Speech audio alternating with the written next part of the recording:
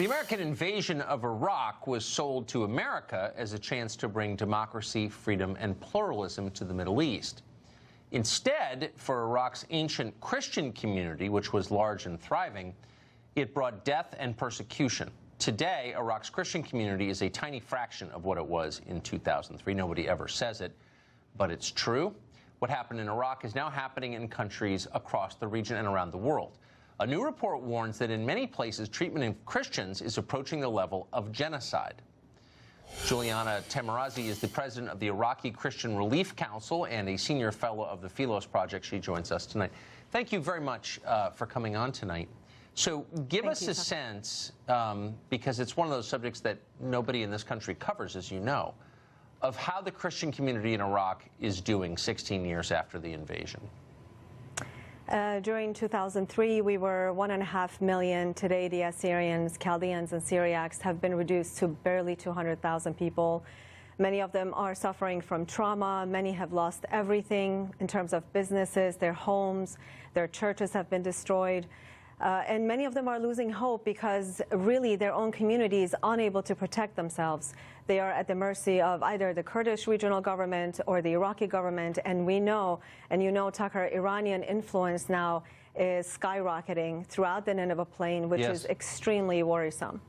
So of the many figures in the United States who pushed that war haven't said anything that I've seen about basically the death of the entire Christian community in Iraq. And American churches have also remarkably said virtually nothing about it. Why is that, do you think? We're trying to be politically correct. We're not being bold to stand in the face of this. And frankly, what we have been going through since 2003 and 2004 is nothing new. Our community in the Middle East, we Christians have faced this for over 1,500 years. And I believe, Tucker, what has pushed this more, at least a little bit more, the world is talking about this, is because of the savagery of ISIS was put on display through social media. So social media has become a dangerous medium for radicals who want to use it. Yeah, it would be nice, though, if Bill Kristol or Max Boot or John Bolton, for that matter, would apologize, I think. So you were recently in Iraq, and you brought back photographs that illustrate the condition of Christians. So we're going to put some on the screen. What are we looking at now? Well, we are looking at the church that was blown up in Mosul, St. George. We are looking at a series of the businesses that have been destroyed, homes that have been completely destroyed, schools are destroyed, Tucker. So there are, the community has been really, the fiber of the community is destroyed. Out of 1.5 million that are barely 200,000 left today, genocide really is not just about spilling blood. It is really destroying our community, our history. Our history is thousands of years old before Christianity. And today we are really left to fend for ourselves. Very little help is starting to come from the U.S. And the world frankly, has turned a blind eye, the church as well as other governments, which is really sad to see. It's shocking. Finally, I have to ask you about Syria. The Assad family, whatever you think of the Assad family, presided over a country in which Christians had space to worship and were not killed. What's the situation now for Christians in that country? Just a few years ago, out of 1.7 million, we are down. The Christians in Syria are down to 450,000.